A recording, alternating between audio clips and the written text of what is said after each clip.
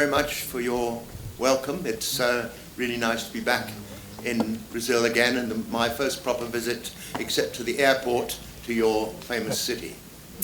So I feel very honored to be invited to contribute to this seminar.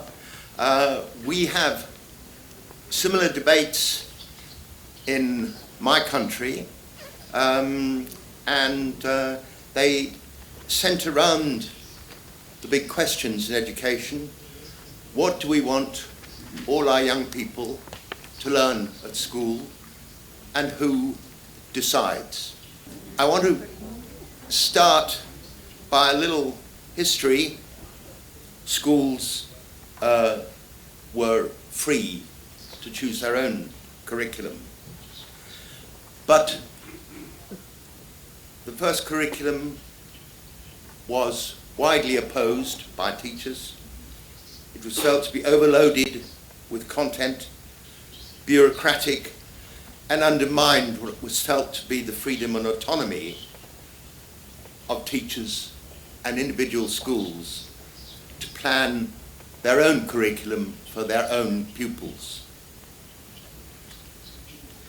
The national curriculum was revised and simplified several times since then, and by 2008 the compulsory subjects were for pupils after the age of 14 were reduced to 3: English, maths and science.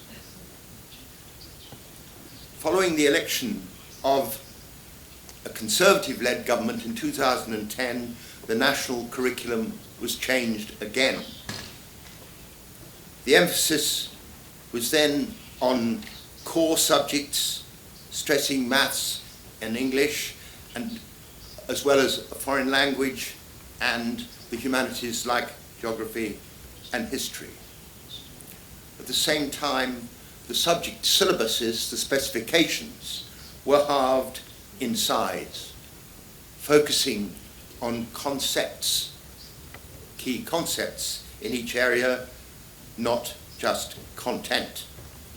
Now again, the education community was opposed to these reforms. They see them, and still are, they see them as elitist, that they were modeled upon the top private schools. They see them as imposed on pupils and teachers, and they see them as failing to take account of the diverse cultures that pupils bring to schools. What then are the lessons that can be learned from this experience? Just to remind you, before we had any national curriculum, the only legal requirement of schools in England was to teach religion. Otherwise, they were completely free. There were a number of consequences of this, which I think are important. The one that first struck me was that, in fact, a much higher percentage of boys than girls followed the sciences through their time at school. There was no good reason for this in terms of any kind of educational justice. This was transformed by the national curriculum, and now girls often do better than boys, and certainly as well. Another result of the freedom from a national curriculum was that the curriculum of middle class and fee-paying schools was very different from that of many state schools. The fee-paying schools offered a strong curriculum of several foreign languages, 3 sciences, history and geography. We have to ask, was this social justice? Different curricula for children of different social backgrounds.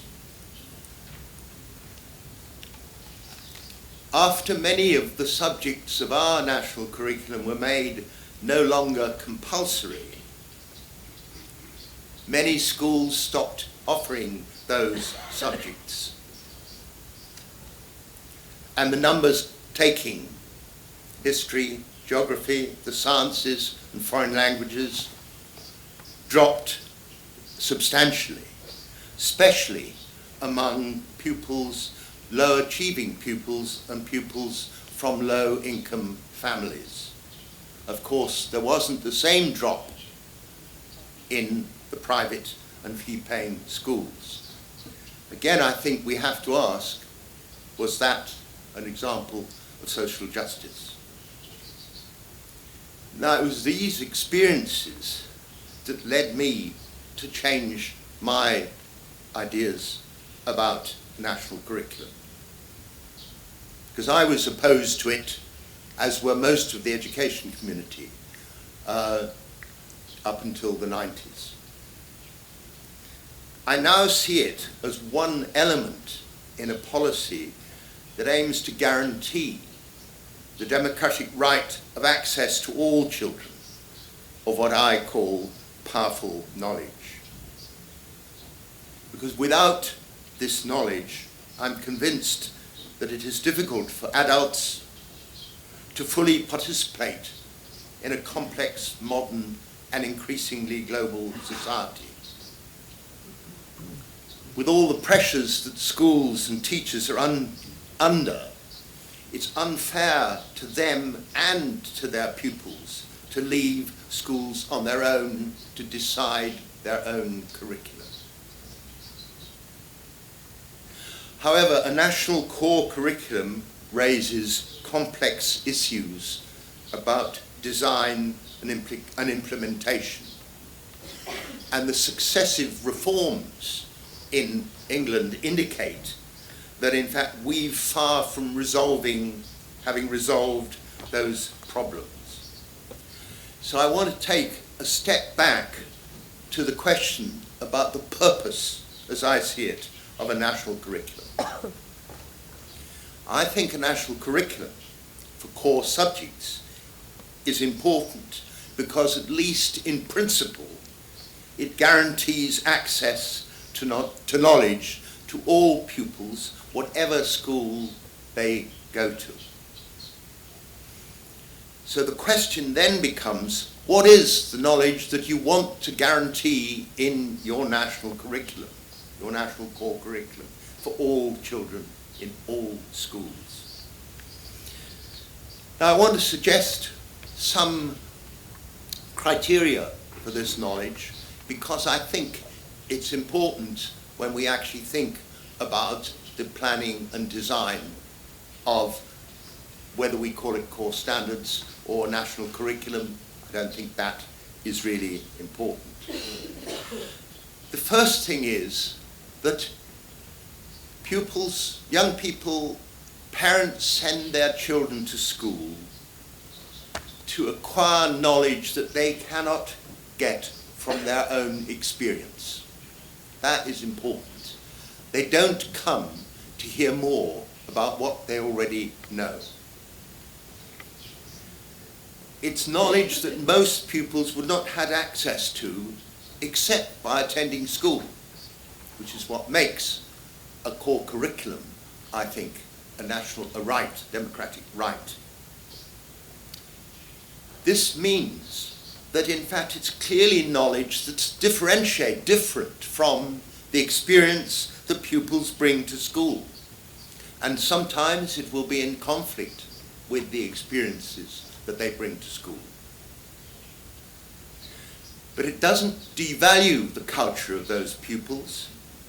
It may challenge it, but basically it extends it.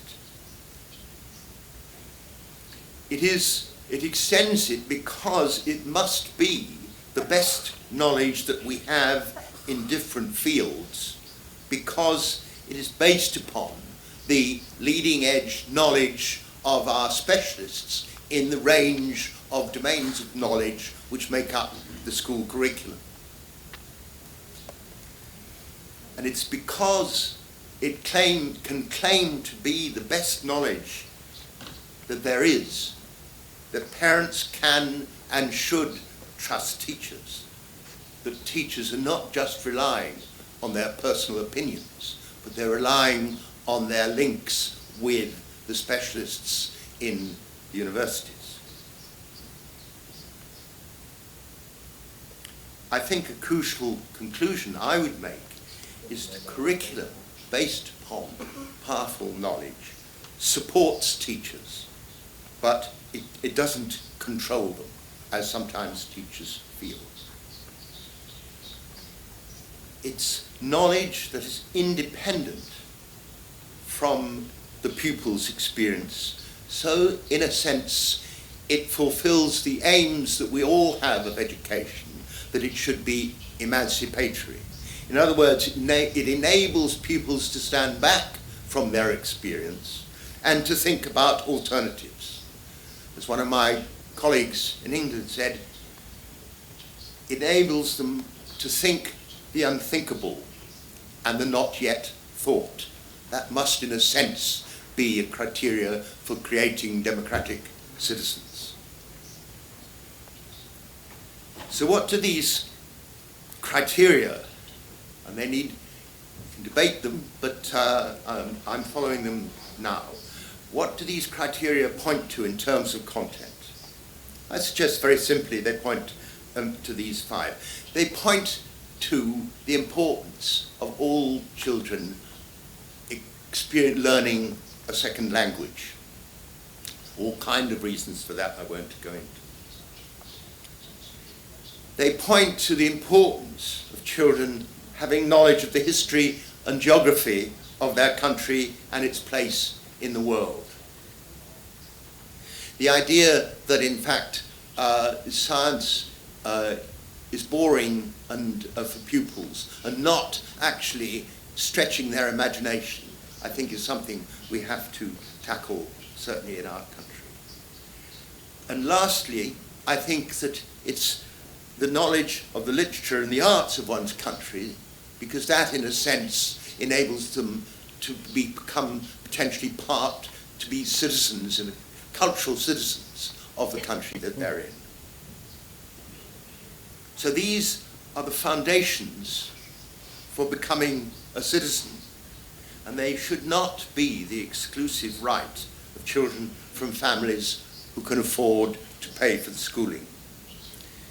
It should not be a chance in terms of what school you find yourselves in. So what are the implications for a national core curriculum of my arguments so far? I think it's very important that a national curriculum should be based on the advice of the university-based specialists and not specialists in the different disciplines, and not on governments alone. Well, the governments will have an overarching responsibility.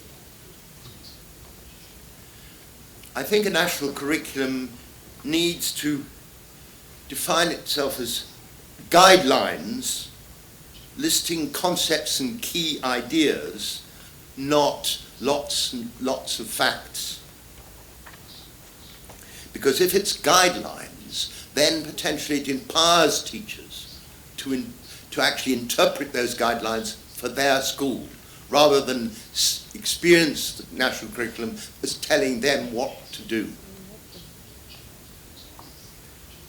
I think it should, as ours tries to do, the new revised version tries to do, aim to cover approximately 2/3, 3/4 of the timetable of a school, so that schools have the space to actually relate to the local, regional environment that in fact they find themselves in and their pupils find themselves in, which will be different, and particularly across a vast country like Brazil. Next, there's important to make a distinction between a national curriculum that's established for all schools and individual school curricula. I think if you planning a national curriculum, it's also important that each school is required to develop their own individual school curriculum that interprets the national curriculum as guidelines and not instructions. What about the relationships between the national curriculum and indeed school curricula and the role of teachers? It's a very fraught and important issue. I think that it's very important to make a distinction between curricula and what we in England call the pedagogy, or the theory and practice of teaching. If you like, it's the difference between the aims and the means to achieve the aims. Although in fact they're not as clear-cut, because we expect teachers to be involved in the aims as well as how they're achieving them. A curriculum defines the core knowledge a society and an individual school want all their pupils to acquire.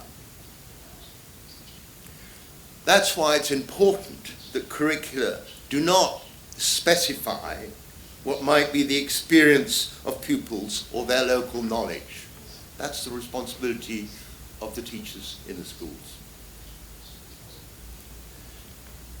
Pedagogy, though, pedagogy focuses on the gap between teachers' knowledge and pupils' knowledge. Some of you will have read the Russian psychologist Lev Vygotsky and his concept of zone of proximal development. I think that's an important way of expressing that idea, and of the fact that teachers' responsibility is bridging that gap. Teachers need knowledge of pupils' experiences and contexts and local communities and so forth, because they are what pupils bring to school, and they, in a sense, are the resource teachers have for moving pupils beyond that experience. I want to make some comments then about the implications for this, for the idea of a national curriculum, some of which are being debated in the UK and you, I think, are likely to face. The most important one, I think, is that in fact a national curriculum is only one element in a country's commitment to guarantee access to knowledge for all pupils. That guarantee also depends crucially on the strong initial and further professional development of teachers, particularly their subject knowledge. There's no good having a national curriculum that says that all pupils will study chemistry if in your schools you have people who have not studied chemistry themselves. Teachers who've not studied, I only mention chemistry because I used to teach chemistry. And the second thing that is also important is the role of school principals, head teachers we call them, and in particular the fact that their role is not just a management role, it is a curriculum leadership role. And those are not the same. You have to have, as a head teacher, you have to have clear ideas about the purposes of your school in terms of the curriculum, what you want pupils to achieve, as well as tackling the management issues of finance, human resources, social order, all the kinds of things that heads are taught. It is a management role, but it's not only or primarily a management role to be a head teacher. And our head teachers, many of them, find that extremely difficult because that's not how they've been taught to become managers. And I think it's a big mistake in the universities, myself, that in fact they split curriculum departments from administration departments, as if somehow or other they were actually separate activities. And a national curriculum, I'm sure it'll be true here, has to deal with opposition and resistance. Some teachers will have political objections.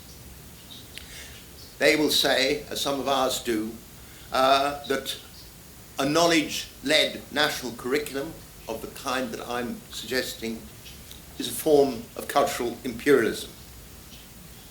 Now, this is a tricky argument, and I think it can only be resolved by debate and discussion.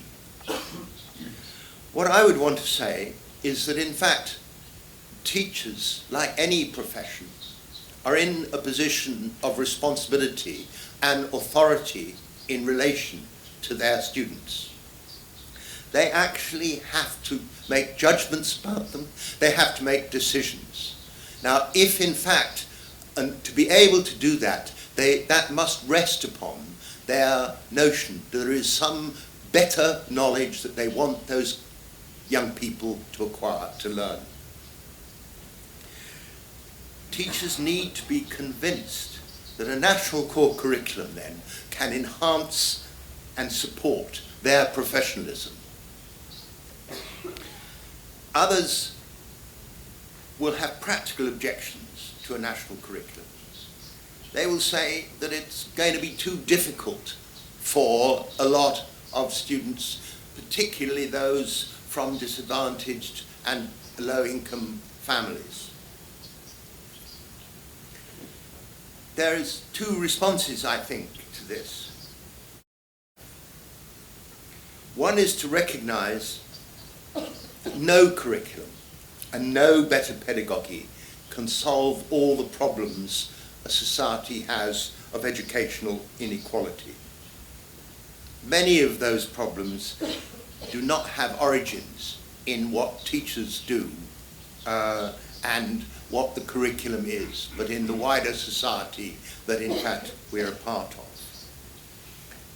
I had an interesting example of some Australians who went to visit Finland, which, as you know, is the kind of top dog in all the assessment tables by organisations like PISA.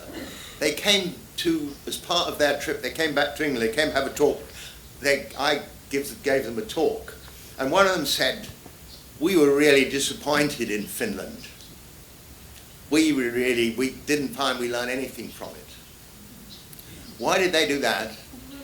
They did it because they focused on what they thought were the really important issues, which were the issues about pedagogy, about what teachers were doing. And they saw a lot of rather quiet pupils sitting in front of teachers who were in fact speaking to them. And they said what they didn't see was that they were in a society which has an extraordinarily high value that it places on education. That in fact, and not just education, education for all pupils. In fact, the faculties of education, the faculties of education in universities that prepare finished teachers have a higher proportion of applicants than any other faculty, higher than medicine, higher than law, higher than business administration, higher than all the prestigious faculties that you would associate, certainly in my country, I don't know about yours, because of the value that people place. So that in fact, when you have a master's degree in education, you can become a top civil servant or anything in Finland, because of the value placed on education. That, I think, is really important. We also need to remember, I think, and particularly in a society in our country and in yours, I'm sure, that in fact, even with the best teachers, the best curriculum, some pupils will fail. And that is not something that we have to face. It's in a sense the same for any profession. However good a profession is, it's not going to be successful with all its clients, all its patients, all its students. My second response is that, in fact, a curriculum sets a goal of the knowledge that a society thinks is most important, most likely to be emancipatory for students, and that is why I call it powerful knowledge. It seems to me there is no reason why that goal should not apply to the children of the poor as much as the children of the rich, why it should not apply to the slow and unmotivated as much as the quick and highly motivated learners. In the end, it's the question of a teacher being confident in their knowledge as members of a profession. And it won't succeed with all pupils, but their confidence in their knowledge is, I think, the most important thing. Progress to greater educational justice is slow. And as far as I know, Brazil has not had access to full-time primary and secondary education for all for very long. And as I mentioned, the most successful education systems are those, in fact, which placed a high value not on education, but on education for all children. Another example from Finland, which it struck me, which I just mentioned, an English school inspector went to visit Finland, and he asked something that is always worrying inspectors in English schools. What do you do with failing schools? And we have, do you in fact hand over their administration to some other body? What do you do? The Finnish official looked puzzled and said, we don't have failing schools. But that's not to say they don't have differences in attainment. Of course they do. The last point I want to raise is that, in fact, I think that a national curriculum that, in a sense, and I would say the same as I understand it about core standards, must be embodied, they must be expressed in subjects. Now, some educational academics and researchers argue that subjects are out of date and old-fashioned and backward-looking. They even say rather more critical comments. There was a quote from the famous French sociologist Pierre Bourdieu, who said that subjects are cultural arbitraries imposed by arbitrary powers. Now, it's a very evocative sentence, but I think it's false. What I would want to argue, and this is in a sense tricky, particularly for those on the left, and that is that schools are always both conservative and emancipatory at the same time. They're conservative in the sense that they're responsible for passing on the knowledge developed by different generations. If they didn't do this, each generation would have to start from the beginning again, like societies did before there were schools. Secondly, new knowledge always builds on old knowledge, and subjects always offer the possibility of going beyond them. They're stable, but not fixed. Thirdly, subject boundaries are important for teachers. They provide a source of identity, connecting them to their community, both other subject teachers, but also subject specialists in the universities. That's a very important source of their professionalism and their confidence in their role. Now, subjects give them a potential new source of identity. They can actually start to have an identity as learners and to know how they're progressing as learners without necessarily giving up their old identity as members of part of communities. I think that's, that is tricky, but it's that's actually what really good teachers manage to hold on to. I want to just conclude by saying, again in a sense, that achieving, which is what I think this seminar is concerned with, achieving educational justice, or a move toward a more just education system, will be a long struggle. A national curriculum, as I mentioned before, is only a part of achieving that, but it's an important part. In our country, in England, elite schools, both fee-paying and state elite schools, have no doubts about the powerful knowledge they want their pupils to have access to, and no doubts that that's what their parents want. I don't see why that should not be true for all schools. Thank you.